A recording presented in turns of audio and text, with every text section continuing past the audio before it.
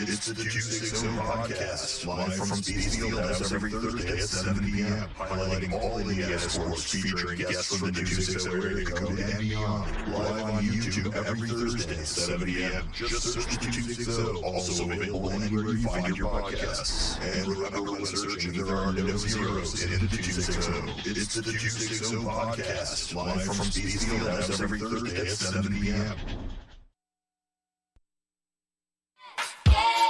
All around the world, y'all know.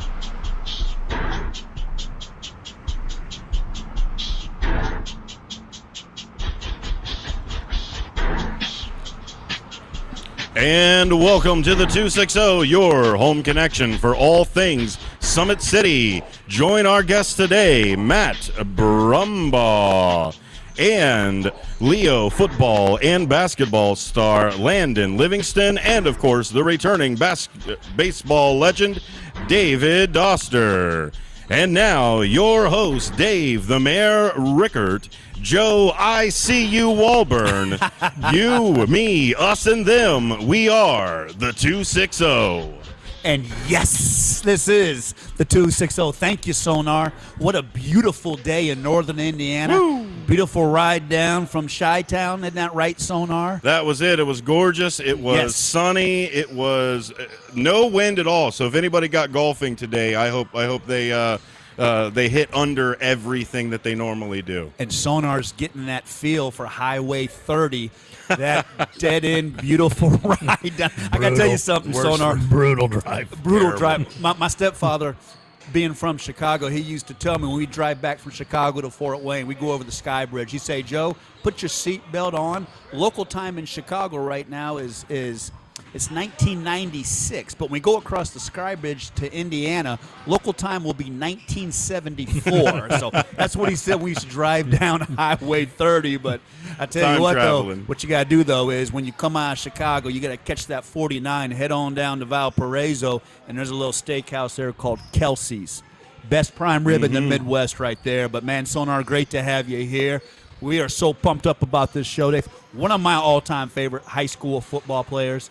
A kid that was such a tremendous player that's gone on to West Virginia, who I think has just big things ahead of him. So we're excited about having Landon Livingston on, guys, and also, once again, Dave Doster. And we're going to hear a little bit more about maybe some baseball overseas. International. Isn't that right, Dave? So, man, it's great to be with you guys. Beautiful day, Mother's Day weekend. Be nice to your moms, right? Take your mom out for a nice meal. But I tell you what, great to be with you. Great to have Brumbaugh here. And, man, baseball's heating up with some of that college baseball, isn't it, Matt? Absolutely. This week, NAIA was in full swing with all their conference tournaments. Great game down at on Tuesday night down Forest Glen Park, my favorite place to play baseball when I was in Huntington. And unfortunately, my alma mater They lost a heartbreaker 6-5 to Indiana Wesleyan in 10 innings. So Wesleyan obviously moved on to the national tournament. Sure. Great game. Congratulations, Coach Benjamin. He's done a great job down there. Their program's solid. It's second time in 3 years they've won that conference tournament and moved on. So it's by far the best. Year in, year out, they are the best. Yep. It's a up and not even up and coming program now. It's hit that national status, but they didn't even finish in the top part of the conference. It was Taylor University who got the conference regular season championship, and Taylor's going to host coming up on Monday. They're the number 2 seed. But they're going to host the tournament down there at Upland. So, congratulations to Taylor. And Indiana Wesleyan's going to go as the 4 seed down to Kingsport, Tennessee, the Tennessee region. And Indiana Tech, unfortunately, did not get in. They finished 3rd in their conference and didn't have they couldn't finish the job in the conference tournament. So, yeah, it was a great week. And looking forward. It's always a great tournament. They've changed the concept of the NAIA World Series brackets. They've gone a lot like the NCAA now, except for they have 5 teams in a lot of these brackets, not 4, and the number 1 seed gets the bye based off that. So it's a good setup. It really is. Double elimination. Double elimination. Yeah. Great baseball. Huh? Yeah. Well, I'd like to see, St. Francis was not at the beginning of the season, not too good, but they bounced back to 4th in the conference and made it a semi-championship. Yeah, they made a great run. I mean, they're down in that championship or the semifinal 7-0, battled all the way back, got it 7-0. Yeah, back. and battled all the way back, and it ended up an 8-5 ball game. But they battled all the way to the end. A season that, like Dave said, was not really promising at the beginning. Became they got on a run, and they did a great job of finishing the season. So, and then we have Ivy Tech. Don't know right now what's happening in the second game, but they won their tournament last their sub-regional last weekend. And they're playing today, so they lost the first one 12-2. But we'll see. Yeah, they're in progress right now for this game. So, what are some of the guys, some of the names we should look for Ivy Tech playing for that team? Well, right now we got to worry about Ivy Tech survival. Okay, and because the second game's elimination, correct? Yeah. Yeah. Well, I'm talking about the baseball program in general. Well, I know that story too. That's a shame. We could do a show on that. Yeah, guys. It's really sad because of what, from the beginning of the first team, the Dirty Dozen, and all the progress that they've made, and now they're the best second round of a tournament. Yeah. And they want to close it down. Now, I have heard. Is it a money issue or what's the deal? It's a money issue and some politics to it, too, also. But I have heard today that there is a chance the money has been found.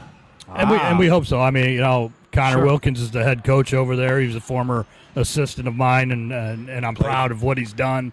He played for you. Yeah, he played for me at Concordia, and he coached for me as my JV coach at Northrop, and he took a chance, about 5 years ago to, go with Coach Hirschberger to start the program, and eventually moved into that head spot a couple years ago, and he's done a tremendous job of, battling not only opponents but battling the inside, drama of whether you're going to have a team or not from and year that's in. so hard. Yeah. I mean, how do you recruit? How do you get kids if that's always hanging over your head? 3 years ago they went through this the first time. Yes. I remember. Yeah, I remember. Big meeting. You were a little bit involved in that, weren't Just you? a little bit. Yeah. Me and Representative Morris.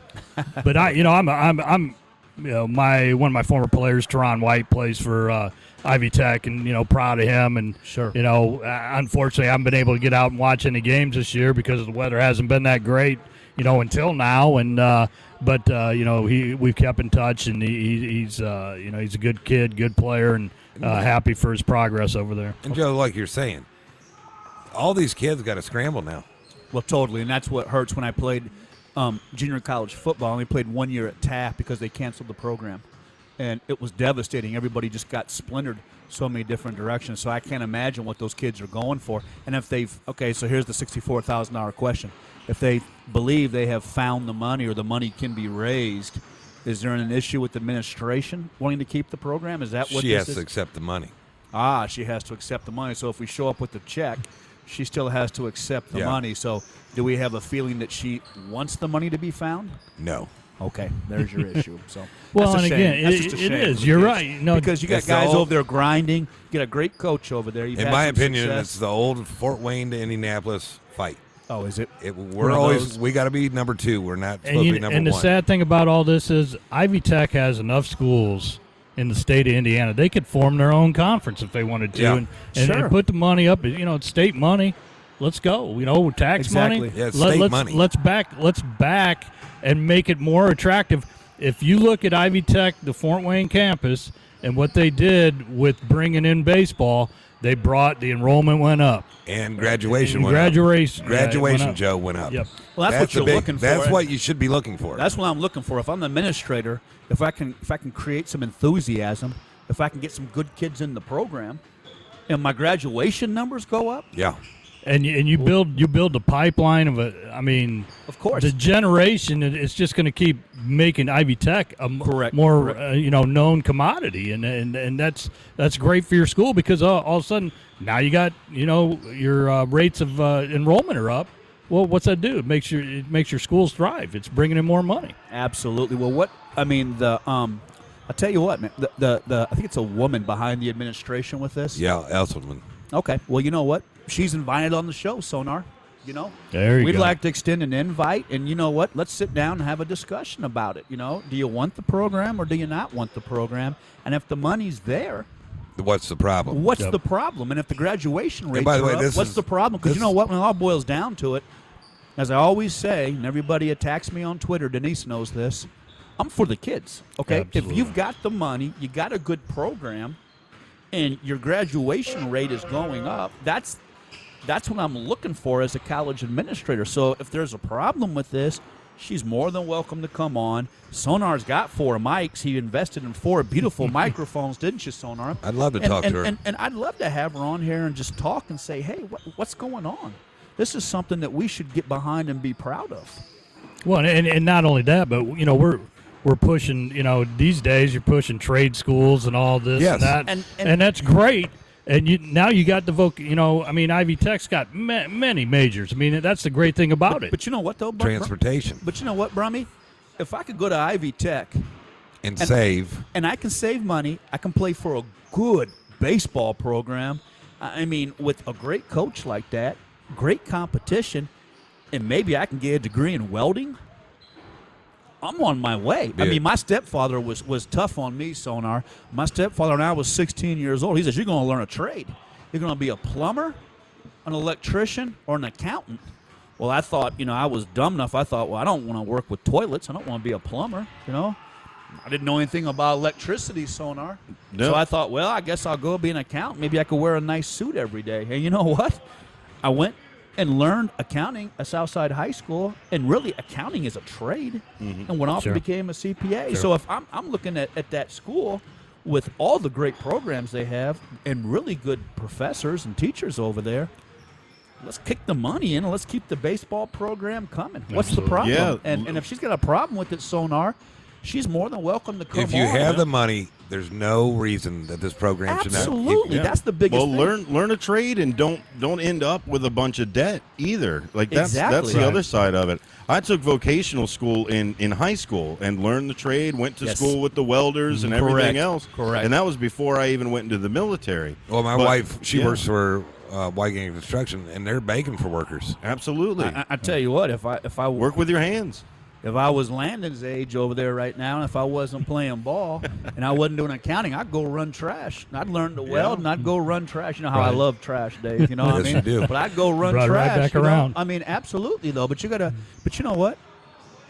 Dave. A And, lot of these and- guys and are making $35, $40 an hour. I know. And Dave, I'll let you sign off on it.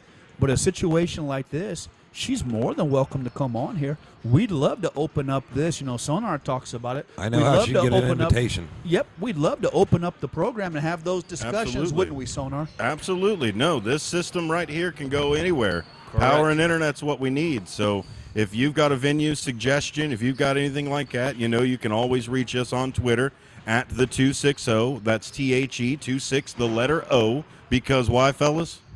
Because there's no zeros in the 260, Landon. That's it. Do you hear that, Denise? I got him trained. He's got us trained. Now, I might dispute that with a few attorneys I know in the 260, but we're going to try to stay out of trouble. And I said, speaking of trouble, they'd love to see Dave at a second meeting with that, defending that baseball program. But now we should definitely do it. But, moving forward, guys, May 20th here at Spiece. And I know, Dave, you want to extend some special comments out to David Hernandez with what's going on with his wife. But May 20th, Matt, we're excited about the kickboxing championship here. Huge. It's a huge event. It really is. It's one of two events that they're trying to have over here. We're starting this one with May 20th here at Spiece, and I believe that the weigh-ins start, like mid-afternoon, and then they come parading down, and they go right at the event. And I think you guys have talked to Dave, and there's at least 14 bouts set up. It's up to 20. Great, now. Yeah, 20.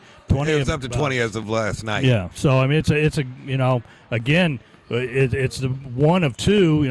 In June they're hoping to have a bigger event, out on the courts and expand the attendance on it. So yeah, it's only that, and you got gym rats going again this week, and they've been big and bringing people in, and the basketball, at the level they're at is pretty good. So if you don't have anything to do, come on out here and watch some basketball and eat from the snacks, from the concessions, and we're good to go. Yes, a lot of excitement out here, and also the Hercules Nutrition, Derek Eby and the crew. We're finding out the gym memberships are up, so that's great. The gym's really getting a nice buzz out here. Lots of great equipment. Everything's modern. And with Hercules Nutrition, this would be a great time to start a new training program. Lots of classes out here. So it's, it's SpieceFitness.com. A lot of good things going on out here, Dave. Well, back to Mr. David Hernandez. He got the night of our show when we had him on. It's like 2 days prior they found out some terrible news about his wife. Yes. She has it's a lot of cancer. And they got a fighting mentality already. I mean, I've had a lot of conversations with him about this. And we, as the 260, we want to send out major prayers to his wife and to his family. I mean, they got he has a young child also that's in elementary school. He's going to miss her mom for a while. Major prayers. Yeah, major prayers. Tough family. They're tough. I mean, they're, just the mentality, talking with him, I know they'll get through it. They really will. I mean, at that, it's just one of those things, man. And I've been through the cancer thing with my mom, and, you just got to keep fighting day to day. That's what you got to do. And he's such a high-quality individual. We've had so many different guests on, but, Dave, we were really impressed with the presence of David Hernandez. It's a strong presence. Wait, it's a strong, quiet presence. Yes, definitely. Well, we want to remind everybody, if you miss a show, you can find us on iHeart, Spotify, or wherever you can find your favorite podcast. So, again, also you can find us at the 260 on YouTube, Twitter, and Instagram. And coming up next, guys. Hey, one thing I want to throw in real quick. Yeah, go ahead, Rumble. You were talking about counting.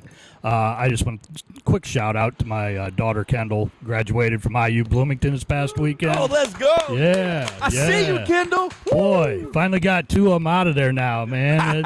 But no, was pleased with her. Yeah, it was, great ceremony She got to walk at Assembly Hall for the Kelly School of Business, and real proud of her. And then next day over at the stadium, Dad was pretty proud that day. That's so fantastic. Yeah. And this Kelly School of Business is so respected. Wherever you go in this country, Matt, that's so respected. Yeah. Congratulations, Thank brother. You. That Thank is you. really it's impressive. all on her. Mama gave her the brains and the looks too, so I'm not taking credit for anything. Once again, she has a strong presence herself. Yeah, she might got that from her dad, but everything else. She doesn't have the quiet presence. That's fantastic. Yeah. Well, congratulations to her, and that's so exciting. And speaking of excitement, coming up, man, from the 260 to Morgantown, West Virginia, Livingston, Landon's the name, baby. Coming up next on the 260.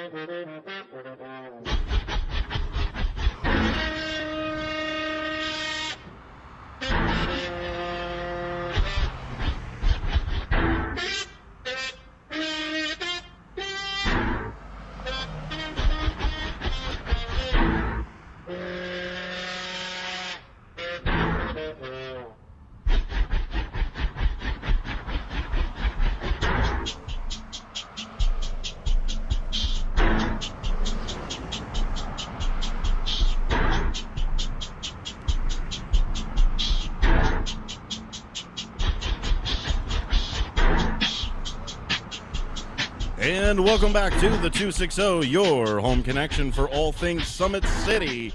And you guessed it, it's not Lois Lane, it's not Lex Luthor, it's Landon Livingston. Here, the best football player in the 260 area, at least the best football player that we have on the show today. And now, here's your host, Dave, the Mayor Rickard, and Joe, I see you, Walburn. You, me, us, and them, we are the 260.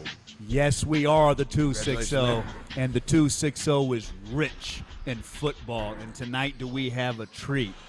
We had Joe Tippmann drafted, Dave, by the New York Jets. I got to brag a little bit. You called it. Did I not call the pick that he was going to go on? called it. Okay, I had to brag a little bit. But I tell you what, Joe made that move from tackle. And by the way, sonar it over really to was center. shocking how you called that. Now, it's too bad I couldn't have gambled on that. No kidding. Because I can't pick a game right. If in you the would've put NCAA money on that. tournament. I mean, my 10-year-old son just rolled me so bad. Yeah. It was so bad. He rolled me so bad, Landon, in the NCAA tournament that I had to tell him, look, don't tell your teacher how much money you won, okay? I don't want to have to have a meeting with Child Protective Services. But as far as, like, making picks in the NFL draft, Denise and I were in the office that night working, weren't we? And we were excited. Tommy was in there. We all were screaming when Joe got picked. But I tell you what, Landon, Joe moved from tackle to center, and it is so great to have you home and have you here. Thank you. But you also had a move to center, didn't you? I did, yeah. Shortly after summer workouts, beginning of fall camp, got the call and moved from guard to center and loved it. Ever since I got that position change, absolutely loved it, and can't wait to grow from there. How was the transition? Because obviously when you move from guard to center, a lot more responsibility. Oh, yeah. You have to make all the calls, and really you almost have to be a coach on the field because you have to really understand where those blitz packages and what kind of gaps the defensive linemen are in. Yeah, no doubt. As a center, I got to know what every single person on the offensive line is doing. You're calling everything. Oh, yeah. So that was a big adjustment, but also snapping the ball.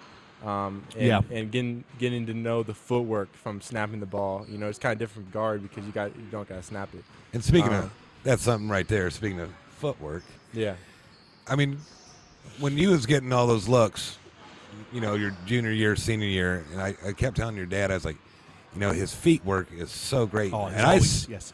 I assumed, which you should never do, that was from your basketball. Yeah. I mean, and most people would say that.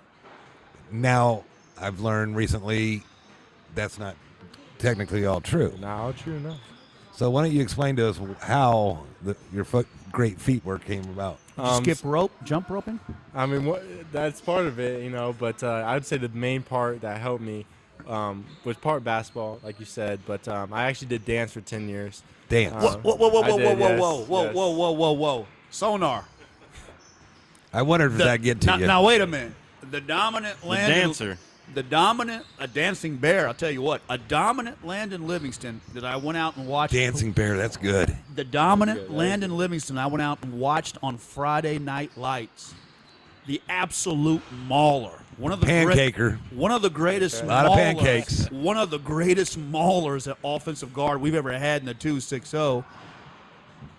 10 years of dance? That's right. Enjoyed every single year of it. Made it. I see you. I would have loved to be. Now, you weren't doing like recitals and stuff, were you? Oh, He yeah. made it to Oh man, I would have loved to see that. Come on, man. Now, hey, there's gotta be some video someplace. I'll I tell you ask- what, I'll I ask my could mom. take I that gotta ask video. my mom. I could take that video, put it on the podcast, and man, we could sell Joe, gold on that day. He No was doubt, so no good, doubt. he made it to Disney. No, wait a minute. So you did dance for 10, because obviously when you watch your tape, your footwork is just Tremendous. so impressive, and that's what West Virginia, All of them talked about. Sonar, Every Arizona school. State, Cincinnati, Michigan State, Iowa. When I went to your graduation party, I couldn't believe the love letters he got every week from the college recruiters. So the footwork is from 10 years of dance. It was, yeah. And you made Disney, huh? Did Disney. Wow. Did it for 10 years. And then they had an audition to go down to Disney and dance some of the parades, like the Disney Christmas parades.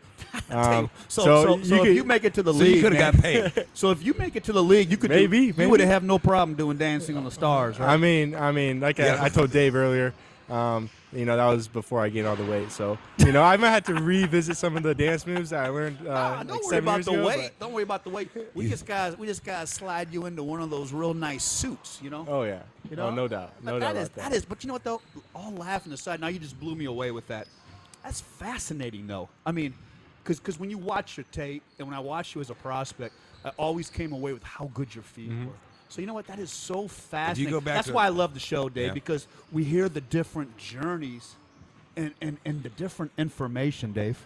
It's 10 years of box steps, right? Oh yeah, oh no doubt. If you go back to all the love he was getting, it was always talking about his feet work. Yeah. And Well- that's why, he was a great, good pole. So easy. It's interesting you say that because I played junior college football with Phil Hayes.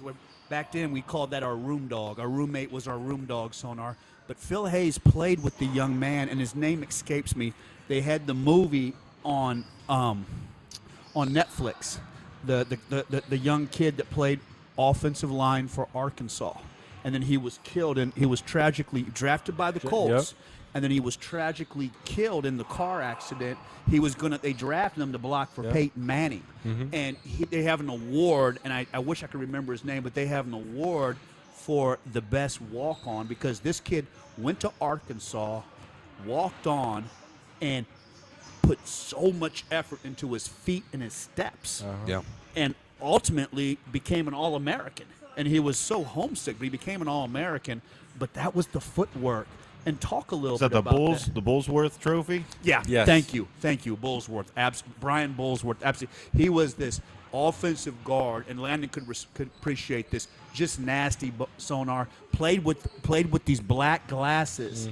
And my roommate that I played with at Taft went on to play at Arkansas. And he told me, he said when Bullsworth showed up, they all laughed because he was so out of shape and so awful he could barely move around. He was a freshman kid from somewhere in Arkansas that walked on and just willed himself to be a player, but spent every night working on his steps, Landon. So talk about that, man, about just playing the offensive line. And obviously the dancing, you got the footwork, but how important all the steps are, because one bad step or one false step and you're in trouble. No doubt. That was, I think, the biggest adjustment from the high school to college level was, how much attention they paid attention to like the first step. Sure. Because that one step can get you beat on a play, and that's on special teams, that's on defense, that's on offense. So right from the bat, right when I got there, it was immediately first steps, loaded stance, made sure we didn't false step, and we took advantage of every single second when that play was going, so we could beat our opponent. So. How challenging was it to go down there? I mean, I remember I went to your graduation party and I said, "Eat up, man. Get ready no for the doubt. lifting," There's no because doubt. people just don't understand the intensity of the weightlifting. Talk about That's that. what I was telling him before when Fabini got to Cincinnati. Oh yeah. He eats his plate. I've always heard he eats his plate, goes to get up, and he's like, sit back down. Got a new plate. And you're lifting so heavy yeah. too, aren't you? Yeah, the weight training is absolutely unbelievable. Yeah. And when we're known, West Virginia is a very blue collar program, so our lifts are very straightforward. It's very hardworking, high paced, and even our conditioning. We have something called the hill, and we call it Law School Hill. Our law school's on top The whole of it. place is hill. Law Oh, school. it's Joe, he was saying yeah. when he's at home, his car gets 17 miles a gallon. When he's there, 8 miles a Yeah. gallon. Oh, it's so bad. It is so bad. But so that's one of our big. We do it 3 times, sometimes 4 times a summer. and we were just constantly run up it, and it's a very steep hill. Morgantown's basically a giant hill. Wow. And overall, but A lot of you know, puking. oh yeah. But workouts and conditioning are extremely challenging, and you really got to have a right mindset for going into it, and you got to have a mindset that you got to get better. And so going in with that mindset really helped me get through my first year.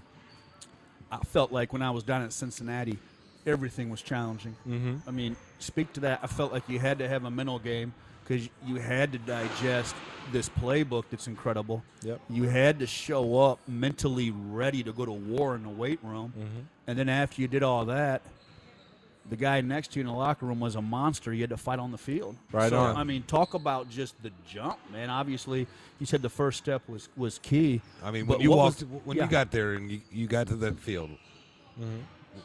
that's right away to click in your head, hey, I got to go. Oh yeah. And I think a major difference was the speed of the game. Everybody on the field is extremely fast. You got 330-pound D linemen that are extremely fast. Wow. And so you really like I said, the first step is extremely important.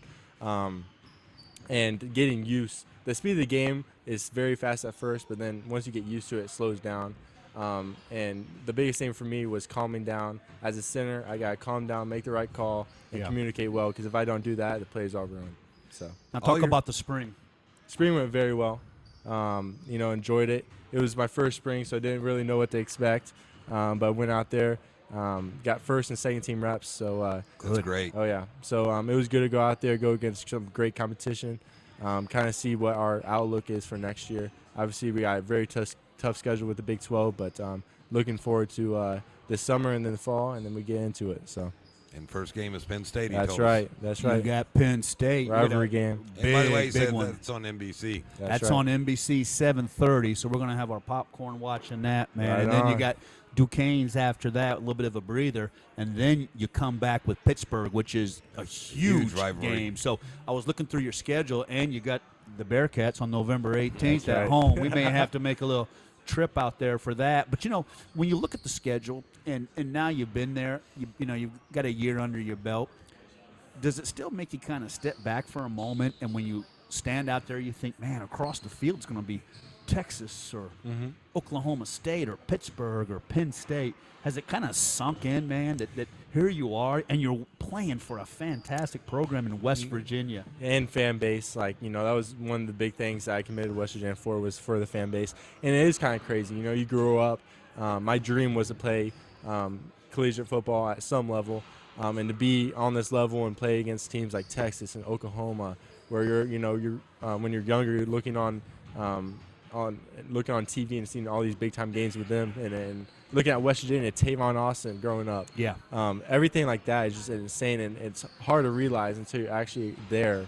And it's just an unbelievable blessing that I've been Landon, able to be here. following you, they really did accept you as Mm-hmm. a family there. Oh, no doubt. Right I from mean, the beginning, the I mean- O-line brotherhood is insane, and coaching I'm staff talking about too. the fan base. Fan base. Oh, no doubt. I've seen some of your stuff. I'm just like, wow. They're extremely passionate, and that's really for all sports too. Sure. Big shout out to them, because as players really appreciate that. Yeah. To go out there and if I see a fan in public, they come up to me, to know that they really care. That's something that really drives me to be a better player, so I can represent them well. And I think you play harder. You go play at a major program like that, Dave. We always said to ourselves, I always said to myself, I play number one for my family. I play number one for my area code, play for myself. But you also put those colors on. Yeah. You're playing for those fans. So when you have a fan base that's so behind you, and you feel that, it makes a difference in those games, Landon. And You get chills when John Denver comes on. Oh, no doubt. That's the best. There is no better tradition than country roads after a win. none. And there is no better feeling. I mean, There is no that doubt. would have to give you a chill moment. Oh yeah, man. I am a believer that everyone has to experience that, because there's some not even close to it. It's unbelievable. And they have such a great history of football out there too. So, and speaking of West Virginia, let's go back a little bit. Man, great high school career. Mm-hmm. Talk a little bit about playing for Coach Souter, Mm-hmm.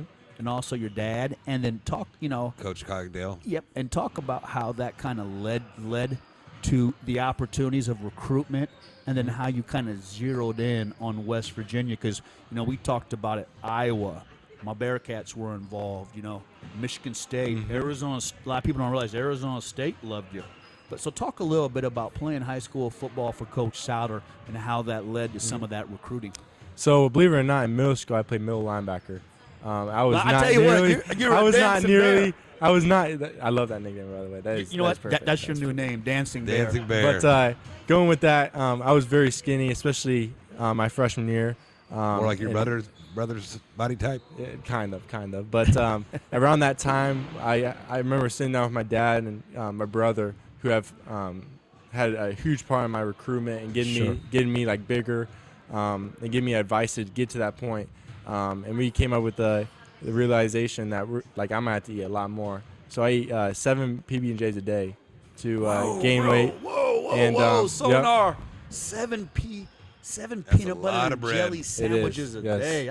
I talk about picking them up and putting them down, Yep. brother. I would bring him to school and eat him during. We have at Leo. There's something called Pride Time, and I would eat him in the gym because I had gym class, and that was something that really kind of gave me weight to be on a playable level. Because even in high school, if you're going against kids that are way bigger than, you're going to get beat, and leverage can only do so much.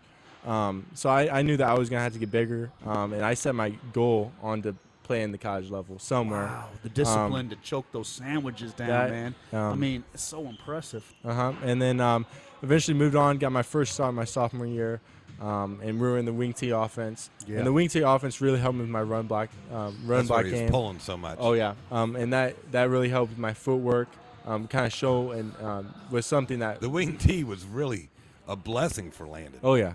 Yeah, no doubt. Yeah, He would pull Dave on the tape, and you could see the defender, Yeah. just drop, man. Here he comes. I mean, But- like I said, that was a true blessing in his recruitment. Yeah, it was. But what about the pass pro, man? I mean, how was, with Coach Souter? Coach Souter was so successful and was such a great staff out there. But you guys just hammered everybody running the ball. Obviously that helped you with the recruitment, your ability to pull. But what about pass pro? What about your pass protection? Did you feel like you were behind at all, or that just wasn't a problem? A little bit. I went to Traction, and Coach Dimitri and Coach Scott, they did a great job of kind of getting me adjusted to what pass pro was like, because we didn't throw the ball. We maybe threw the ball twice or once a game. So that was kind of a huge change of when I went to West Virginia, because we're more of a passing offense than the wing tee is. Of course. So that was different. But I think the main thing that kind of helped me was my footwork. Obviously, there wasn't much film of me doing pass pro, but I think the footwork thing kind of sold the point to them that I was able to do it. Plus, you just came off the ball with so much ferociousness. You were we've talked a lot about the kids through the years. Fabini was very athletic, Dave. Fabini could move well. And Fabini, I actually once watched Fabini run a sub 6-minute mile. I was telling Dave, he could just run. He wasn't the strongest at the time, but he could just move and run. I think Joe Tittman was kind of a combination of that athletic ability and a mauler. Well, you heard what he talked about. His mom and dad said you were going to, work out all the time. Yeah, and we had Trey Essex. Trey Essex was kind of a big, strong kid. Where Landon is not only strong, but he had such great feet, and that's where we kind of always looked at him as a mauler, because Landon would not only just come off on you, he would road grade you and drive you into the ground, and the tape was always impressive. And going back to, what was that youth coach, or who was that, when you were really young, maybe you were in the Cub football? What was a couple of the youth coaches that you felt like kind of reached you or made a difference? Because Leo has developed such a great feeder system over the years. There's no doubt. I think the coach that has really helped me throughout Cub football was my dad. My dad was my main coach, and he kind of got me adjusted to it. I still remember the first time I put on pads, And I'm gonna laugh because I know my dad and brother are listening to this right now. But we went to our backyard, and my brother absolutely trucked me and ran me over. And I was like, "Is this truly for me?" And I stuck to it. So glad I did. Danson's looking pretty good right now. Yes, but I guarantee you right now, if we were put on pads right now, No, that it would be ain't the total opposite. It'd be the total So opposite. he can't talk no more. But Yeah. so he made a huge difference with kind of getting me adjusted of the basic footwork and everything like that, the play calls. He really made me love football and develop a love for football, and so I really appreciate that.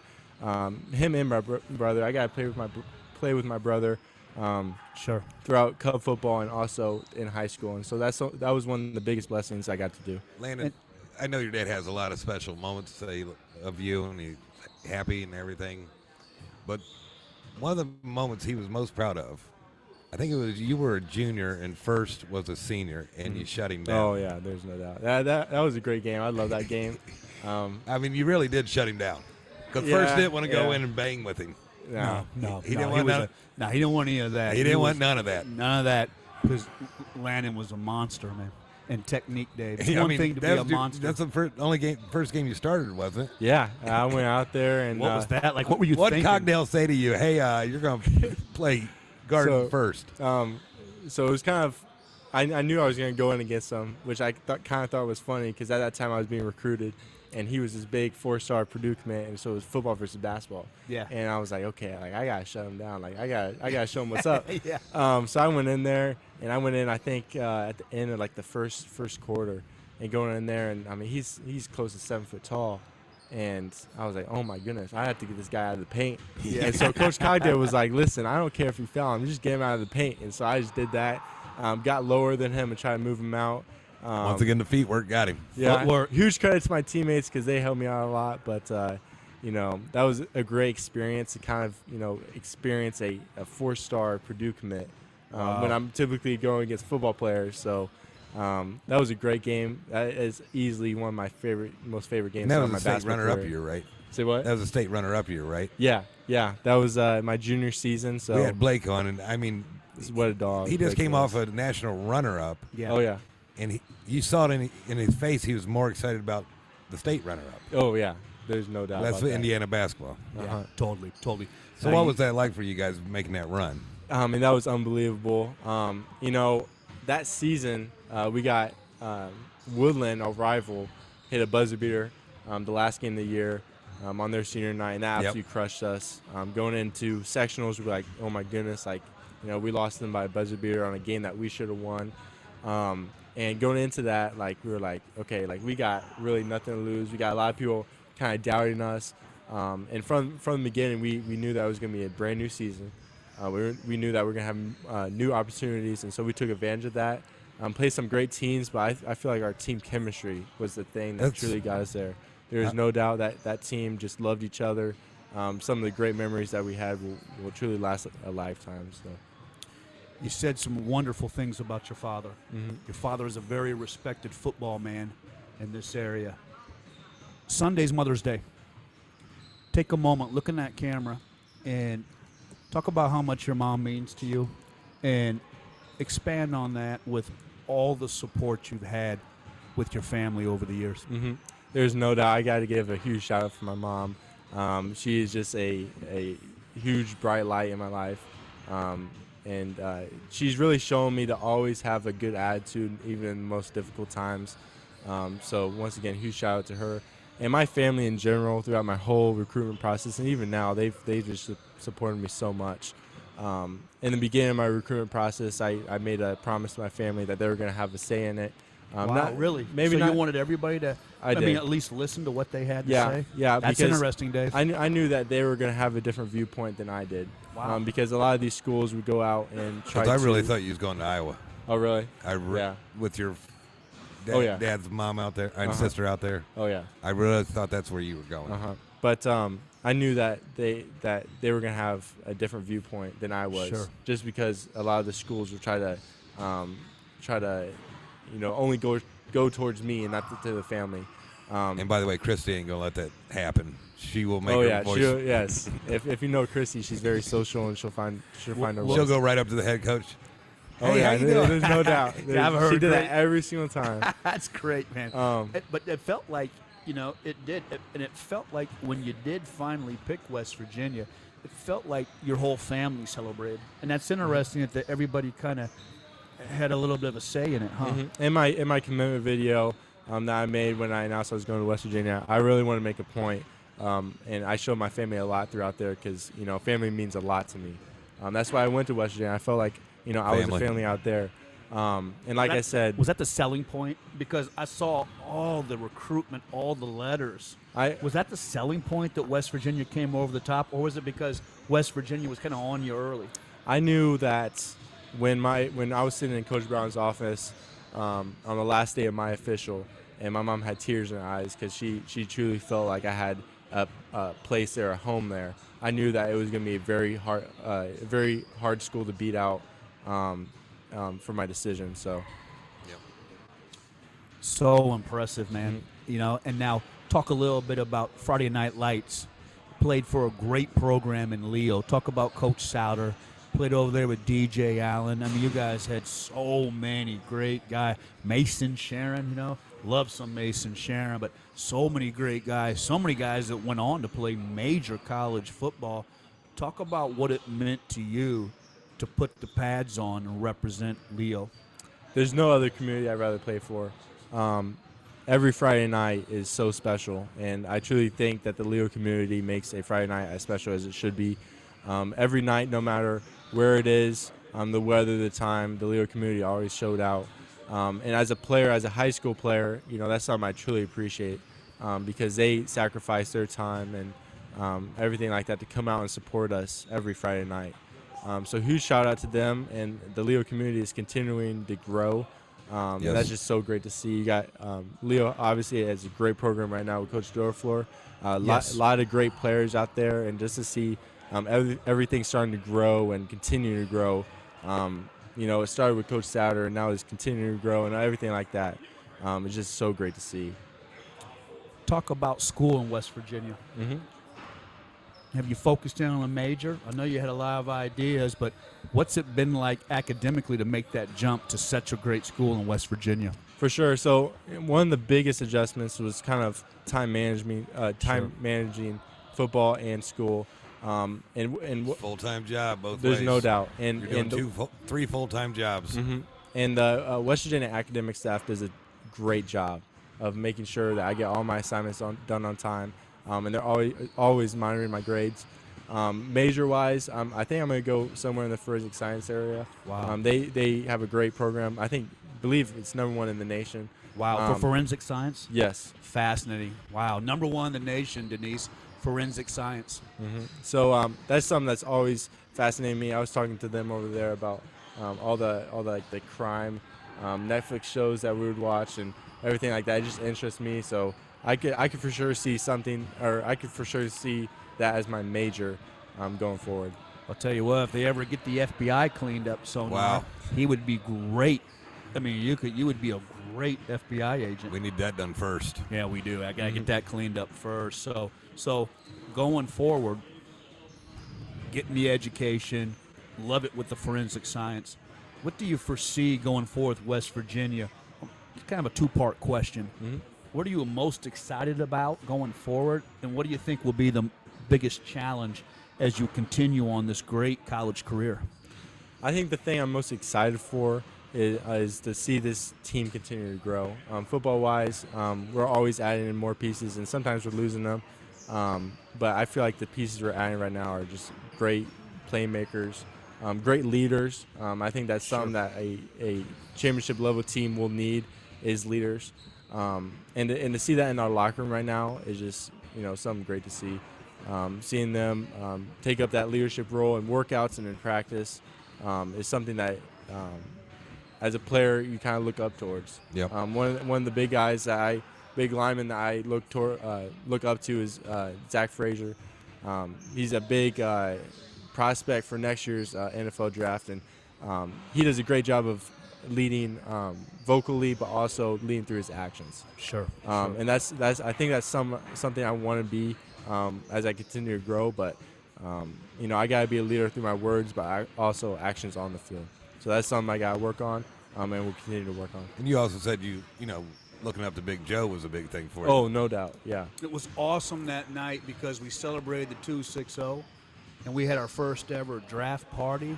And, obviously the background is we're all so excited about Joe Tippmann, but it was so appropriate to have you on that night, Yeah.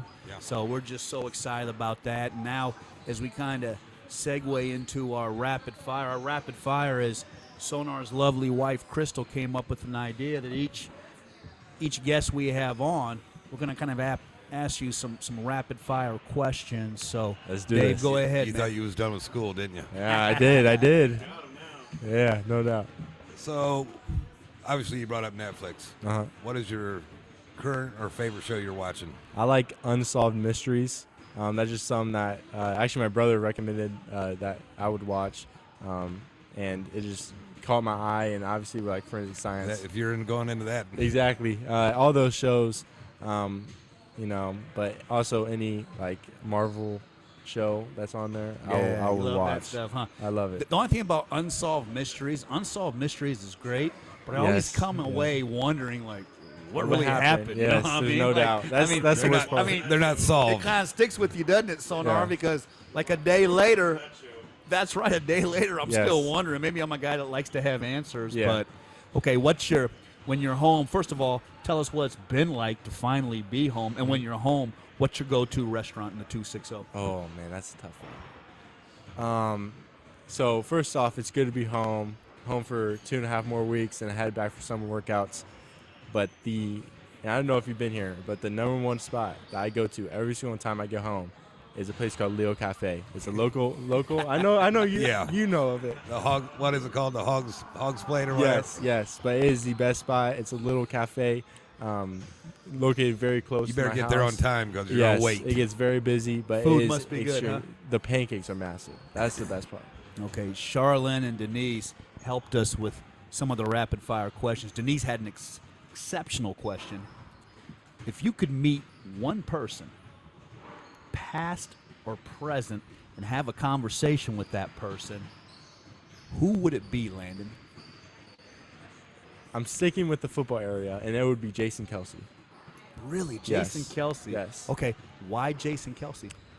So I've recently been listening to they have a similar Yes. podcast. Yeah. So I got into it, but I feel like Jason's game as a player is just something that I want to model mine after. He moves well. His footwork's amazing. He's not the biggest guy in the world, but he finds a way to do it, and he finds a way to finish blocks. And so I kind of want to model my game after his. So huge credit to him. I would love to meet him someday, and hopefully I get the chance to. Yeah, I heard he's a really good guy. Yeah, no doubt. I think I know the answer, but I'm going to ask it. What do you do to recharge? The recharge. I would say sleep, but I love to play golf. Yeah, I'm a that's big what I golfer. figured. I'm the You best in the play family. golf, too? I am the best golfer in our family. Shout out to my. You hear that, Rob? We played earlier, and I beat my brother and my dad. So shout out to them. I know they're listening right now.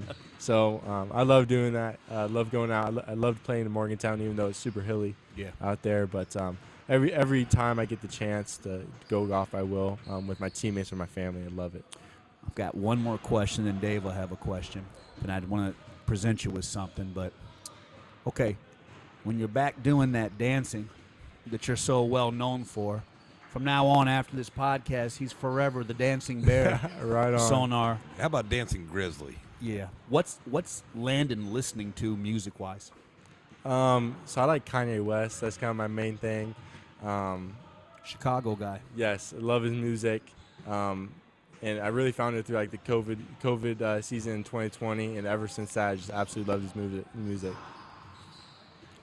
Well, this is the last question, but back to the food. You said Leo Cafe. Yeah. What's your favorite Mexican in town? I had to go with Los Cabos. Wow. Yes. I highly recommend it. It's a smaller place. Not many people know about it. Where's that at? It's off Coldwater Oh, I Road. know where it's at. Yes, and it's Right unbelievable. on the east side of Kroger's. Yes, anybody listening to I've this, been there. you guys, you have to go try it out. It's absolutely unbelievable. And then one more final question. whether it be signing for West Virginia or putting the pads on West Virginia or the great tournament run in high school basketball or, playing the trenches for Coach Souder. What's Landon Livingston greatest sports moment at this point in his life? When you lay your head down at night, what's that moment that you think of, that you go back to, that's so dear to you? So I would say my senior year, East Norwood game in sectionals. That was a great game. I did that game. That may have been yes. one of the greatest. That's probably top 3. We talked about Wayne Dwanger with Joe. Finally threw the football. Yeah, that was that and the Wayne Dwanger sectional championship game in 17. That was probably top 3 greatest playoff games in the last 15 years. There's no doubt. But even with that being such a great game, I would have to say having the opportunity to play with my brother. Wow, great answer. In high school was unbelievable. I really wish that we had that opportunity again. But to go out there every Friday night and to go through practice was something I really enjoyed. And he had such a big part in my recruitment as a player and my development as a player. And so, to go out there and play with him on a Friday night and prepare with him was for sure a blessing. Well, congratulations, Dave, myself, Sonar, Charlene, Denise, Matt Brumbaugh. All of us at the 260 are proud of you. And we got a little special piece of silver here. Hold that up. I'm a financial man. I love silver. Silver is such a beautiful, independent metal. But what silver has best is it shines. That's a 1-ounce piece of silver. Look at that shine, Sonar. And you know what? You shine for the 260. I want you to take this piece of silver, and I want you to put it in your locker at West Virginia. So every day when you come into practice, or every day you go out to practice, or when you get ready for those huge games, I want you to know that everybody in the 260 is proud of you, and the name Landon Livingston will always shine in the 260. Perfect. Thank you very much. Thank you very much. Thank you, Landon. And I tell you what, Sonar, the Dancing Bear. And don't be Let's surprised. go. Let's Don't be go. surprised in another 3-4 years, another one of our great kids that plays a little ball on Which is Sunday. better, to go in and out of the the tires, or to learn a new dance? Learn a new dance. There you go. 100%. Yeah, there you go. Congratulations, Landon. We're all so proud of you.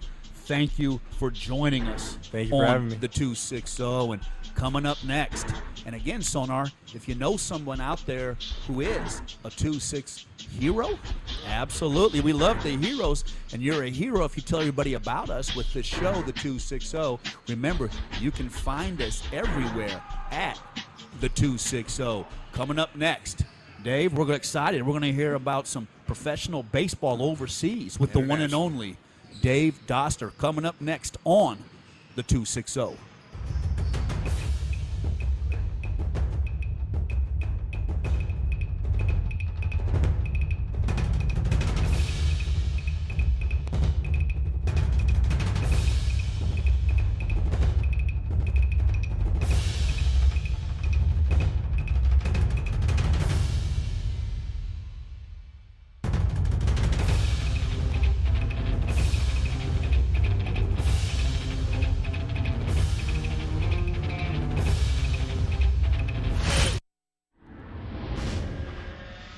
It's the 260 podcast, live from Spiece Fieldhouse every Thursday at 7 p.m., highlighting sports featuring guests from the 260 area code and beyond. Live on YouTube every Thursday at 7 p.m. Just search the 260. Also available anywhere you find your podcasts. And remember, when searching, there are no zeros in the 260. It's the 260 podcast, live from Spiece Fieldhouse every Thursday at 7 p.m.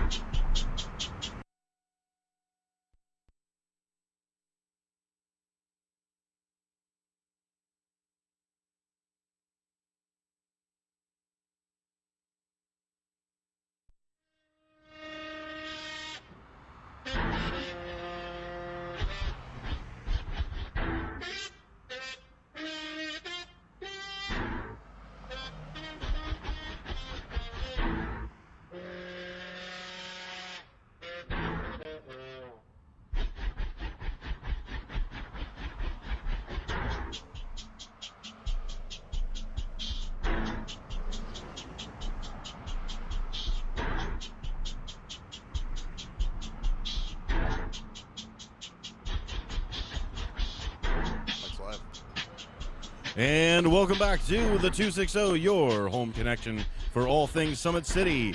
Join us right now for a returning guest back by popular demand, the baseball legend, David Doster. And of course, joining him, your two hostess with the mostest. It's Dave, the Mayor, Rickert, and Joe. I see you, Walburn. You, me, us, and them. We are the 260. Yes, we are, and what a great interview. We just wrapped up with Landon Livingston, and Dave, we just continue to roll through the 260, laying down that content, hearing great stories, hearing about journeys. Love that with Landon Sonar because, my gosh, he was a dancer. Real good. Real good. So Real just good. We were trying to. Did you know that, Dave? Trying to come over here with I like had no idea. What is it? Triple threat, quadruple threat, septuple threat. I mean, the guy's got so many different skills, and they all play off of each other. And that's what's fun with the show, with the 260. You know, and Dave, the 260, when you and I kind of brainstormed this, we wanted to have people from the community, but we also wanted to hear more about their background, their journey, their stories. Not always just total sports, but more about their background. And I just think that was fascinating with Landon starting with the dancing. And our next guest, we had him on once before, but we didn't get a chance to really learn more about his story playing ball overseas. So I'm kind of laughing to myself because I was a Stratomatic geek growing up. I loved the game. And it's the first guy I've ever met that I had his Stratomatic card, baseball card. So I think it's awesome to have Dave here, to have a big leaguer, but also, you know, Dave, I'm excited to hear about his journey overseas and what that was like to play not only in Mexico, but really to play overseas in Japan. Well, the reason I wanted, we just ran out of time the first time he was on, but there was a show called Eastbound and Down, and it was awesome. I mean, it was really, really funny. And the concept was a guy made it to the show, gets in a little trouble, has to dance around the minors, and then he goes to Mexican League. And that's where I wanted the show to come back to. I want to hear about Dave when you was in Japan. Yeah. What the experience was like, the communication when you go to Mexico. So start us off at the beginning of when you left. They're probably 95, 96, 97. I went down for Winter League. Now, Winter League in Mexico is completely different than Summer League. Summer League's 120 degrees during the day. You can't even breathe. I played there 1 year towards the end of my career for the summer. But the Winter Leagues... So you actually did have to play in 100. Oh, God, yeah, it was hot. And then the Winter Leagues, they start in October, run through December, and then your playoffs are in January. Sure. So their biggest day in Mexico in the Winter League is Christmas Day. Really? Like sellouts. Wow. Sellouts. Because that's what they do. So my goal was to go in October, have the team in the playoffs before Christmas, because then it would let me come home for Christmas. Wow. So it was kind of my contract. So you was like a player coach? No. Just playing-wise, I'm like, guys, we have to be in the top 4 by Christmas in the league standings. Wow. Because at that point, then I can go into negotiation and say, hey, I'm going home. I'm coming back if you're going to let me go home. If you don't let me go home, I'm going home and not coming back. Yeah. So that was kind of a negotiating factor. A play by me. So what was it like to go from seeing major league pitching to now you're down playing Winter League ball at Mexico? I mean, what was that like? I mean, so think about this. So you have Mexico, Venezuela, Dominican, and Puerto Rico. Majority of Major League Baseball comes from those countries. Sure. So you're playing against. So 1 year, I'm gonna throw some names at you.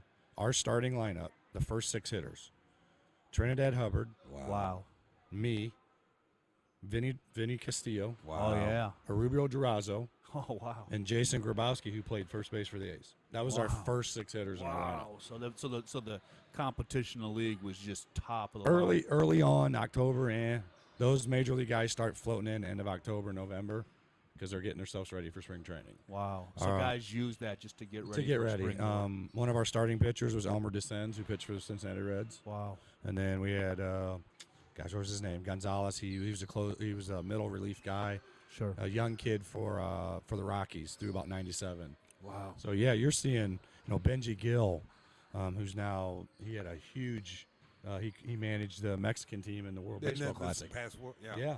So I mean, you're talking Kareem Garcia, who played for the Dodgers. So you're seeing major league guys.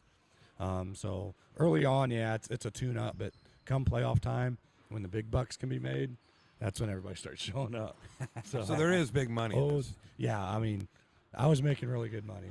Wow. And then when you come to the playoffs, what I was making per month, we were making per series if we won the series. Wow. So So it was really, you guys were really playing for the dollars. we were playing for the bucks. And then if you win, so it's a whole playoff system in Mexico. If you win the playoffs in January, Mexico gets to send a team to the Caribbean World Series. Wow. So your team is the base team, but like a lot of Americans wouldn't go. Right. So they'd come home to get ready for spring training. They can add anybody from our Mexican league to that. Now it becomes a Mexican versus Puerto Rico, Dominican. One guy I talked to, I played with, came home one year from the Caribbean World Series and bought an Escalade with cash. Wow. With cash. With cash, Dave. Cash, yeah. So there's money to be made down there. So did that team that you were talking about, how far did you guys We got make? beat in the finals. Oh, man. Yeah, we got beat in the finals. I wanted to go so bad. I wanted to go so bad. So, but yeah, so I played there 4 or 5 years. Played 4 years in Hermosillo, and then I played a year in Obregon. So In the taking winter. the baseball out of it, Yeah. what's it like to be So living there, trying to communicate? you're in a hotel.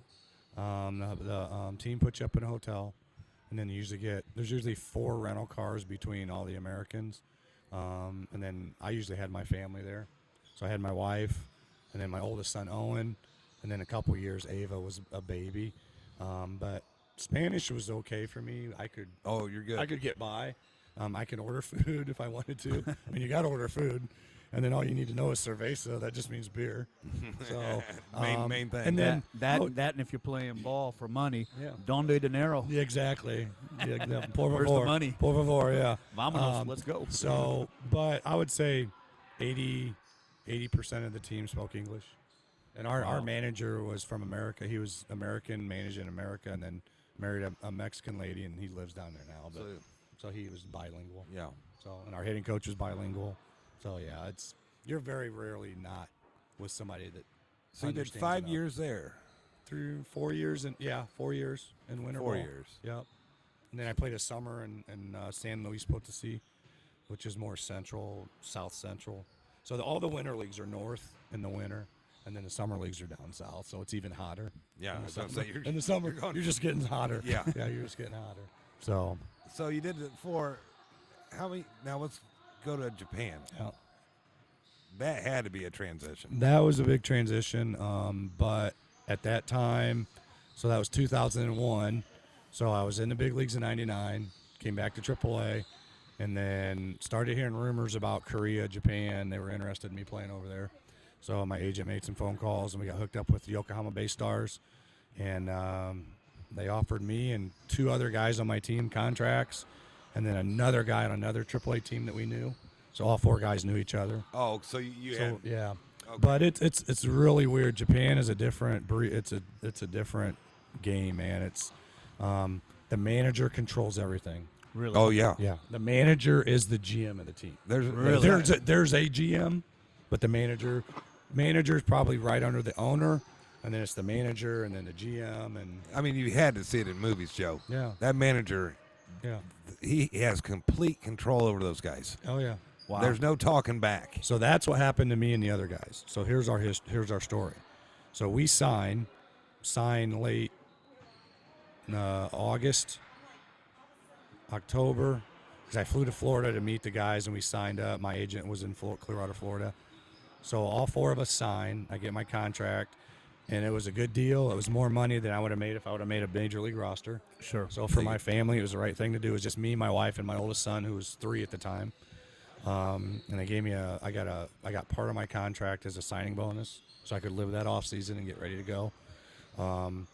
But once we signed, come January, we're getting ready to head over in December, January. They fire the manager Oh, jeez. who picked us. Oh, man. So the manager picked us 4, hire a new guy, He don't want you. and he doesn't want us. Oh, jeez. So we end up playing all year under this guy. We had a pitcher, left-handed pitcher. He was making $600,000 a year. for that season. Over there. Didn't pitch in the majors one time Wow, because the manager didn't like him. Wow. So he brought his own guys in. He'd filter. So on a major league roster over there, you can only have 4 active Americans. Gotcha. On the major league. Minor leagues, you can have as many as you want. So we were traveling back and forth and up and down. And I went down once, came back up, and then I never went down again. But it was just because he was being a. What was that like to go down in the minors? It was awesome. In Japan. I mean, It was in awesome. Japan. No, was it It was awesome. Really? Because the manager was such a Dick. You just want to get away from I wanted to him, get away. And all the coaches in the minor leagues hated the manager. So that made it better. So I I'll went stay. down. I showed up. I'm first. getting paid no matter what. And their minor league system's one huge team. Really? So there's not A ball, double A, triple A. And you're at the same complex. You go to the complex every day. You travel a little bit by train, and then you come home at night. So you're never away. Yeah. So I showed up. Manager's like, do whatever you need to do to get ready for the game. See you at 5 o'clock. I'm like, all right, sweet. So I'd go take batting practice, get ready for the game. And I hit like 400. I was down there and got called back up, and yeah, so I never came back. But I was playing here in the States. I'm 2, 3, 4 hitter. I go over there. I hit second and third all spring training, and then opening day I'm hitting 8th in front of the pitcher. He just hated So you. as a player, I mean that makes a big difference because you're used to hitting in that. Sure. It's a different mindset, hitting in different. I'd have been okay if they would have told me, hey, we're going to hit you 8th. Now I'm prepared for that. We're going to hit you prepared, sure. spring training all 8th. I was hitting homers and spring training and doing all that, and then I ended up hitting 8th. I mean, I bumped up every now and then, but if I didn't get a hit in my first 2 at bats, I was usually pulled. I'd sit on the bench and Wow. So I'm like, all right, you guys are paying me. I'm getting paid. I'm getting paid. I don't care. That's like that. Well, that sounds like that Tom Selleck movie Yeah. he was in. And that's exactly the first thing when I signed. You ever seen that one, Joe? Yeah. He goes to Japan Goes to play. to Japan to play. So The that guy, was- And yeah. the manager hated him. The guy that signed me, he was Japanese, but he went to Cal, played at Cal. Yeah. So he was American. He goes, go rent. God, what was the name of that movie? He goes, go rent that movie, watch it, and that's pretty much what it's going to be like. And he, it was Go not, watch the movie, Yeah, huh? it was not far off. It was not far off. Because it took him forever to get the trust. To get the trust. Yeah. Wow. But I think if I would have had that original manager, You would have had I it. would have had that trust because we had communication. We had so. But hey, it is what it is. Well, so. so how many seasons did you do there? So I did 1, but I had an option for the second year, and they offered me a 2-year guaranteed, which we turned down. Wow. Which now I kick myself. Yeah. But I was going to say, wow. how they do their pay scale is you get your base salary, and then you have a whole incentive page. So you get points. So you get a point for a single, Sure. 2 points for a double, a point for a walk, RBI's a point. So you have a whole point system, then they have it all broken down monetarily. So if you get 200 points, you get this, blah, blah, blah. Did you like that, Dave? I did. Because Yeah, it made you. you know it what made you're you wanna doing. do well. You know what you're shooting for. Yeah. So yeah, my first year would have been my second year base would have been my base plus my bonus would have became my base for the second year. So I'm like, well, if I have a really good year, they offered me $800,000 for 2 years, Wow. You didn't take it. and I didn't take it. But I knew what I was going to make that first year, Yeah. and what I could have made bonus. I was looking at the bonus like, I can do this. Yeah. I can add 200 to 300. Sure. And I didn't want to cut myself short. Wow. But looking back now, so basically the second year option was if I wanted to go back and they wanted me back, I would have went back. So I said, yep, I want to come back. And I didn't have a bad. I mean, I hit 280, 10, 11 homers. So I told them I wanted to come back, and I kicked myself for this is the biggest thing. So right before I'm getting ready to leave, so 9/11 happens that year. Oh, jeez. Oh, boy. My wife flies home the month before 9/11 happens. So at that point, all the Americans are like, we just want to get home. Wow. And we're not. That's We're, the deciding we had factor. We had another month of the season, which we played, because they were debating about playing or not, which I'm glad we did, because if Yeah. we didn't play, You wouldn't got all the the money. airports were shut down. Sure. What would you have done? You just So I was sat sitting in around. my 4-bedroom Wow. apartment by myself, just Yeah. So at the end of the season, we play. My interpreter comes to my apartment, and he's like, "Hey, they want to send you to a mini camp for a week. Would you go?" I'm like, yeah, "I would, but we had a Disney cruise Yeah. You had some family scheduled." obligations. And I said, if this is going to keep me from coming back, I'll cancel my cruise. It wasn't that much. We'll go again. I'll go to the mini camp. So he came back to me the next day. He's like, yeah, I talked to him. He's like, nah, they said it's not a big deal. It's okay. But I think they held that against me that I didn't. Wow. So, Wow. yeah, it was the communication. So we had 3 interpreters, him, and then we had a guy who was our trainer, who was English. Mom was Japanese, Dad was English, so he was bilingual in like 4 languages. Wow. And then we had a Japanese interpreter, and those 2 guys, we always talked to those 2 guys instead of the Japanese guy, unless we really had to, because the Did you ever pick up anything?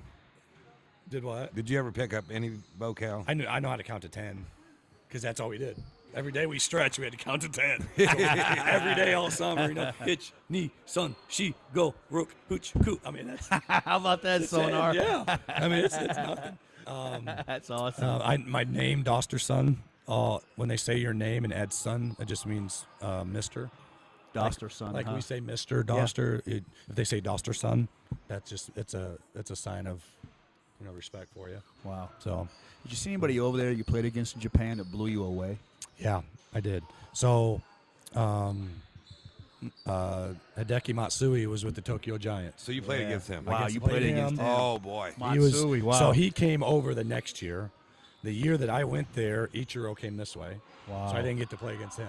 Yeah. The Fukudome, who played for the Cubs, Yep. he was with the Yomiuri Giants, so played against him. He's a third baseman there. I think he played second for the Cubs. Yeah, for a played little second bit. for the Cubs. You probably still had your season tickets in, Joe. Probably, yeah. I don't know if he told you. I was the only guy. The year of the World Series, the Cubs, they called me up that spring, and they're like, hey, Mr. Walburn, you've got your season tickets. Yeah. Everybody's renewing. Don't you want to renew? I'm like, No. It's a little business up there. I'm not going to really be up there Yeah, a whole lot. They're like, oh, you got beautiful season tickets, and you could probably get some playoff tickets. We're going to make the playoffs. I'm like, yeah, I don't know Whatever. about that, man. Oh, my God. Here's the Cubs. So, I'm like, nah, I don't know, man. He's like, oh, we're going to have a playoff here. I said, yeah. Yeah, you see that And then every he year. said- and then- yeah, and then he says, playoff tickets, or is yeah, that part yeah, of once you get your season tickets, then you're in first line choice. for the playoff Gotcha, tickets. Yeah, gotcha. so All right. I've got to be the only guy you're looking at. The year the Cubs won the World Series, Sonar, I'm the only guy. And they actually told me on the phone. They said, you're the first one we've talked to who hasn't Isn't renewed. renewed. Oh, So my that's why Dave checks me with the baseball knowledge, Good. because I unfortunately am the only guy in the history of this country that did not renew his No, season oh my tickets for the gosh. year the Cubs actually That's won the World crazy. Series. Oh, my gosh. Of all that's the years, crazy. Dave. Of all the years. Yeah. The only That's year crazy. this isn't ever going to happen, by the way. How much of a mental game? I mean, my gosh, you played baseball Yeah. at the highest level all over. Look in the camera and talk for a second about the mental game of baseball and just what it took to play, Dave, and to be that successful, man. Because I've is. always looked at baseball like such a difficult sport because it's so mental. Yeah, it is. It is. And it's difficult, but it's also a sport where, we've talked about this. You can go 0 for 3, and if you don't let that affect you, don't go 0 for 30. So what's the? But that's my question. That's, Yeah. that's I'm glad Yeah. you brought that up. Yeah. How'd you do that? I mean, it had to be a challenge because after you have a couple of days, you don't Yeah. get a hit. Oh, yeah. I mean, to me, that would mentally wear on me. It's yeah. I mean, it's from my parents. It was instilled in me early. We talked about my dad working 40 years for Norfolk and Southern. Wow. My mom she raised 4 kids and worked nights at a nursing home. Wow, just tough. She was the parents. oldest of 13 kids that lived on a 55-acre farm in Michigan. Wow, there you go, Dave. So, the yeah. mental toughness, Yeah. the ability to be relentless, Yeah. and the ability not to let things bother you, Yeah. and just the mental toughness, man. Because I think when I watch these guys play baseball, it's just I admire their mental toughness. And I think a lot of people see that on TV, especially in the big leagues, and they think, well, they don't care. You can care, but you can't care too long. You're mad you got out, but You got to throw the domino 3 out. more at bats. You got to throw the Yeah, domino you out. gotta Get throw back. it out, don't you? know? Well, that's the thing about baseball. It's one thing with football or Yeah. different sports. Sometimes you can disappear at times, but Yeah. baseball, man, you step in that box, man, Yeah. and it's. I mean, it's You're an individual. It's such an individual moment, Yeah, man. it is. And, it and, is. and the mental game of what this guy is going to throw you, Yeah. or you're trying to look at body language or Yeah, watch. you're pitches. looking. I You're mean, tipping. Is he tipping his pitches? Is he Yeah, going to give yeah. you, something? Nowadays I watch now, and these guys are throwing 99, 100. I mean, and they talk about tipping's cheating, and hey, if you're out there tipping your glove, Figure I'm it just out. taking advantage of it. Exactly. You know, You're I'm watching. not stealing signs and giving them. I'm not banging on a trash can. No, we're not Houston. I'm not out at second base doing this because you're Still got to hit it, man. You're gonna get plunked in the head, you know. But if you're out there tipping and I'm hitting, I see you tip your glove, and I know a breaking ball's coming. That's part of the game. Don't tip your pitches. What was, of all the major league parks, what was the park you walked out in and you're like, wow, man, I'm actually like here, man. I'm here in this uniform. My first playing year in this park, man. What was that moment? My like? first game, Colorado. Wow. I Just to be walked like, out, 55,000 people. Wow. And I had played baseball since, like I told him, I was swinging a wiffle ball bat at 8 months old. But to walk out, and I wasn't even playing. But to walk out and be like, I wasn't even playing. I was like, oh my God. I'm in the big leagues. Yeah. And batting practice, man, it's high altitude. And I was going to say, how you breathing? I'm 8 swings. I'm like, I'm out. I mean, just the excitement and Oh, the altitude. totally, man. Hyperventilating. Oh my God, you're just like, oh, I need to sit down and get a drink of water. But when that other second baseman got hurt, third inning, he hurts his knee too, because Mickey Morandini from IU. Yep. That's Yeah. how I got called up. Sure. Kevin Jordan, he's playing second. He gets a base hit, steals second, tears his not ACL, but Meniscus. cartilage. Oh, yeah. Meniscus. And Jim Fracosi runs down. He's like, "You're in." And I'm just like going, "Oh my God." Not today, I'm not. And I go in, first at bat, Walt Weiss. I'm like, don't hit it to me, don't hit it to me, don't hit it. Yeah. First freaking pitch. Boom. Right at me. Best thing that could have happened. Wow. Wow. It, pick it up, throw him out at first That's base. the baseball gods right there. They just, That's just that had to be Instincts that had to take be a over. surreal moment, Oh, though, God. man. Oh, yeah. You just fielded Walt Weiss. yep, threw him out Guy I first. watched play for the A's forever. Yeah, played forever for the A's. He was Yeah. quick. Man, that just had to be such a Left-handed hitter. left-handed Pulled it. hitter. Luckily, he pulled it right at me. That had to be just such a freaking. And funny- Had to be such an awesome moment. Funny story is we take batting practice. We're getting ready for the game. I don't even have my spikes on. I still have turfs on because we just got on batting practice. Yeah. So I'm sitting there, and one of the starting pitchers, Russ Springer, pitched for the Astros. Yeah. It's like, dude, you better get your spikes on. I'm like, man, I'm not gonna play today. I'm not playing. Wow. Something in the first inning clicked me. I had to go to the bathroom. I'm like, Better put those never on. put my spikes on. Wow. 2 innings later, you know what happened? Jim Fragosi, if I would You're have gone. I would have never played again. They probably would have sent me down that same day. Wow. Yeah. Man. So just something would- told me, put your spikes Spikes on. on. You would have been sitting down during the game. Oh God, they would have go back and get on the Especially plane. Jim Fragosi. Yeah, you're going back home. Yeah, he was old school. Yeah. wasn't he? Old school. Yeah. Wow. But awesome. What yeah, was it was a good what day. was when you were playing with the Phillies? Who was a couple guys you were really close with, or really enjoyed sitting on the bench? Let's Jeff Brantley Jeff Brantley. Interesting. really took me under. Like he really.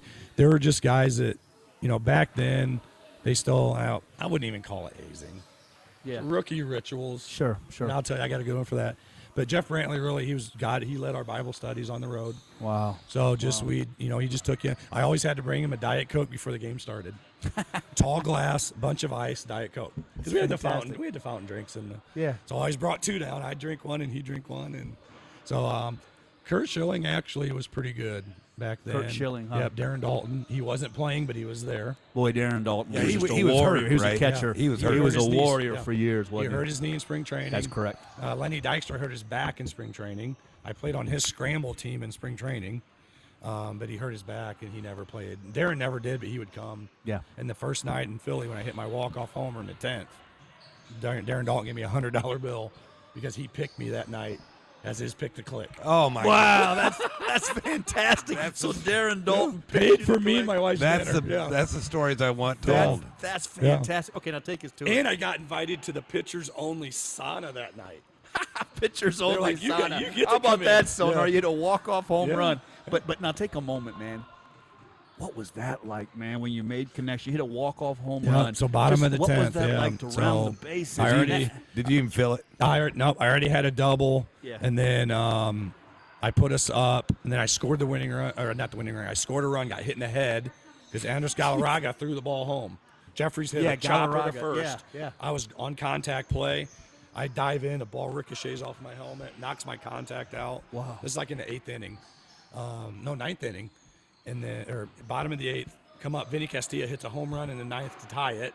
Because I'm like, I'm going to be the hero. I score the winning run. And then we go scoreless in the 9th. We go scoreless in the 9th. They go scoreless in the 10th.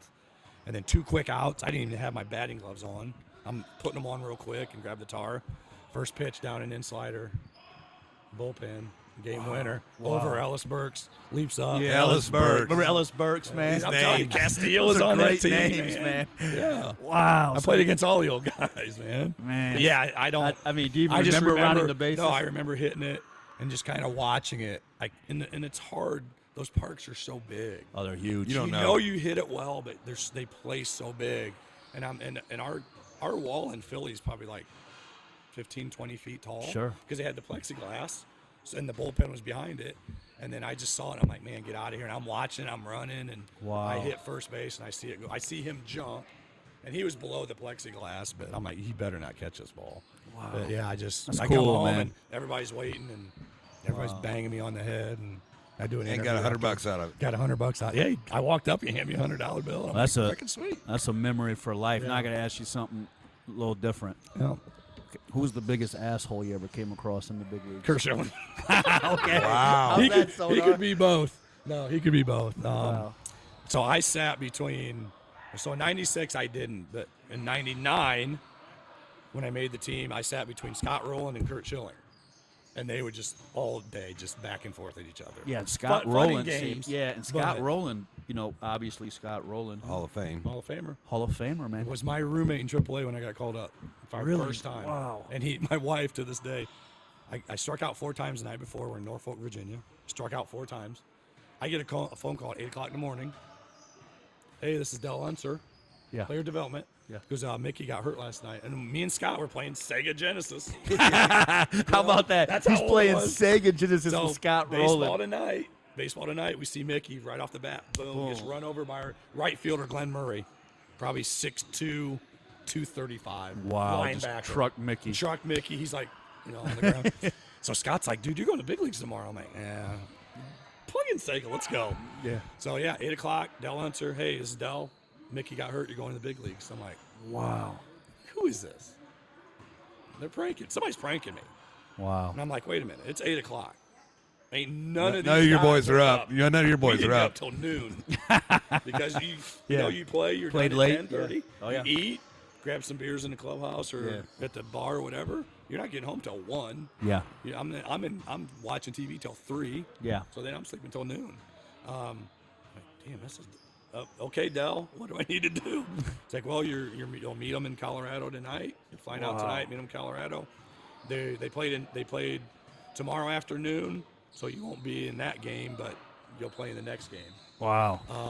So I got Scott. I got to go to the mall. I got to get a shirt because in AAA you can wear shorts, but you Sure. just have a collared shirt. Yeah. I didn't have any jeans, nothing. So I go to the mall, trying to get a hold of my wife, my family. Nobody's around. Family's in Michigan for a funeral. My wife's at the pool with the other wives at the apartment. Yeah. So I leave. And back then, I don't even know if I had a cell phone yet. Wow. Oh, In no. '96. They were just. I didn't have a big one. I know that. My wife. You didn't have the bag? My wife calls the room when I'm gone. Scott Rowland answers. So Hey. you already left for Colorado? No, I went to get a shirt. At Oh, the went to mall. get a shirt. Okay. Hey, Scott, is Dave there? No. Hey, he called me. Do you know what it's about? No. Oh no! He didn't- Come on, He Scott. did not want to say a word. He's like, could you have him call me when he gets back? Yeah. Yeah. Because you want to Okay, let bye. you tell her. Click. Yeah, he Yeah. didn't want to say. You don't want to say anything. Yeah, That's- which is awesome. So That's the best, great part of the story. He made it fantastic. before Roland. yeah. I did not know that. Yeah. He made Yeah, it Scott before. got called up later that year. Wow. We were in Atlanta. Actually, What he was got- that like He when got Scott called showed up up and I and got you were sent there? down. Yeah. Well, Oh, you got sent. Yeah, Oh, I got sent jeez. down. No, but thanks for reminding me. Sorry, brother. I thought you'd be there waiting Nah, for. he was awesome. I called him. I sent him a text when he got inducted to the Hall of Fame, and he texted me right back. That's cool, man. awesome. But think about that, man. That was your AAA That's what I roommate said. I said, and the Scott, Hall of Fame. I mean, can't think about believe- your ties, man. Yeah. But Roland, Schilling. Think about your ties to the game, man. Oh, I got How stories. cool is that? Why man? was Schilling such an asshole?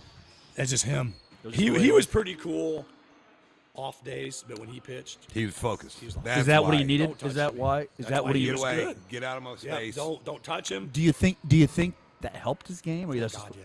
Oh, Yeah, did he it? was- God, yeah. See that, he Dave? knew- That's interesting. He was so knew- dialed in. He knew. He was one of the first pitchers that used video recording. Like he had every pitch on every person he ever faced. That he Really? threw to that person. He had that much detail on the guys. He was a computer like. he lost a ton of money in the computer business because he tried to start his own gaming. Yeah, Yeah, But- I remember right. that. But he's a huge computer. Yeah, he had every Jeff Bagwell. Would I throw him here? Would I throw him here? Would I throw him here? Wow, so so he knew he was every that- situation Wow. in his mind. That's fascinating, Dave. Plus, he could throw 94. But Yeah, the study though, man. yeah, The, yeah. the detail, man. it's nuts. It's Wow, nuts. that is absolutely. He knew he nuts. would throw. He knew he would swing at a splitty in the dirt. You know, he. That's what makes those guys Wow. next level. You know. Dave, But right now, we know you work for SDI and everything, but you do a lot of tutoring. yeah. What's that like for you to coach? It's fun. I mean, I keep a very small clientele. So a lot of the kids I have now, I've worked with for 2 to 3 years. I got 2 girls at Heritage that have been varsity starters since their freshman year. Sure. Worked with them since they've been in 7th. They went to school with my youngest son, my youngest son Easton. So I've known them, but I just got a rapport with them, and it's easy. But it's just fun. It keeps me Keeps connected. you connected to it. And Because seeing you it- said you don't even like watching the games anymore. No, I don't watch a lot of baseball. I mean, I'll watch the playoffs and I'll watch a baseball classic because it's Yeah. just Is it fun. is it just because you played at such a high level? I that never you just did. Don't, you never did. Even really? as a kid, I'm just gonna always play. wanted to play. I'm going to play. I don't care. Yeah. Other than the baseball bunch on Saturdays. Johnny Bench. Johnny Bench and the baseball bunch. Yeah. It's awesome. So, but it just keeps me connected. And there's so much. I mean, Is it easier to work with girls or boys? I don't know. My girls are pretty good. My girls are pretty good. But the guys I got are good too. So. Sure. But the girls seem to like listen. They're just sometimes more mature. Sure. And and I found that you really got to watch your age, because if you start too early, kids are in there chasing butterflies. Yeah. And it's just like I don't want to take your mom and dad's money. Yeah. You know, I want it to mean something. I want you to be here because You want to be here? I don't want you to be here because mom wants a half hour, an hour to herself to go shopping. I want you to be here because you want to get better. And I got a good feeling about when kids come in if they really want to be. What age is that? I haven't done anybody under usually 13 right now. 13 's your But I used cutoff. to do 7, 8-year-olds, and it was No, that's just broken tee after broken tee. Yeah. I mean, if you can't hit a ball off a tee, we got a lot of work to do. Yeah. You know.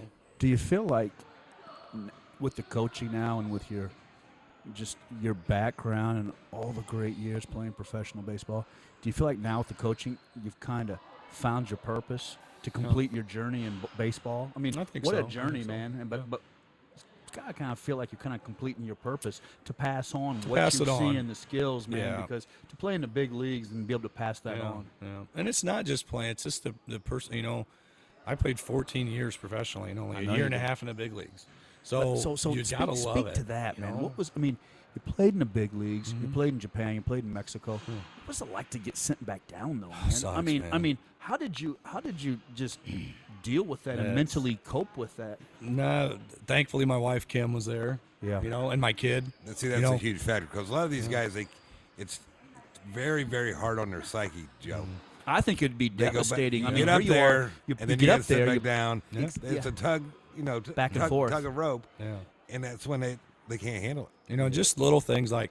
But he had his wife, Yeah, my wife and my son. Owen was very little at that time, and Kim, my wife is hardcore. I mean, I'm telling you, I was struggling in AAA and not doing well, and she's like, "Well, quit then." Wow. I'm Wow.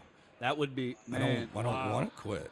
Wow. She goes, "Well, start playing better." Then get your shit together. That's Wow. that's my wife in a nutshell. Wow, that's tough, man, because She's a there great you are. real estate agent because of that. Because she does not pull any punches. But yeah, that's Now, is your mom and dad still alive? they passed away. Okay. Dad, It's Mother's 10 Day or weekend. 11 years ago on Christmas Day. Okay. I heard the sirens from my garage. That's how Wow. close they lived to us. And then my mom passed away about 5 or 6 years out. She was done. Dad was gone, and she wanted to go be with them. Just done. It's yeah. Mother's Day weekend. Yep. Take a moment, man. Look in the camera and just talk about what your mom and dad meant to you, and they had to be so incredibly wife. proud of Your you. wife. Yeah. And your journey, man. Yeah, my dad was old school. My mom had me at 40, so she was old. I was a young pup, and then my older brothers and sisters. But, my dad, they just worked hard. They're when nobody's there for you, your family's always going to be for you. Yes. It doesn't matter. Brothers and sister, 2 brothers and my sister. Obviously my wife. I've got stories of my wife sneaking my kids into Mexico because she forgot the letter. that you need to get through customs. Wow. Yeah. Sneaking, can't get out of Phoenix. We go to Nogales. She sneaks across the border, rides a bus for 8 hours with my son and my daughter and one diaper. One diaper. And one diaper.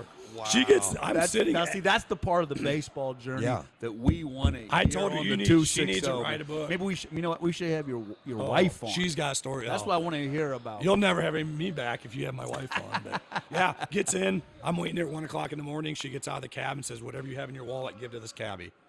And I did. Every peso I had, I gave to him. That's fantastic. Because she got him there. She pointed to her necklace. It was a baseball.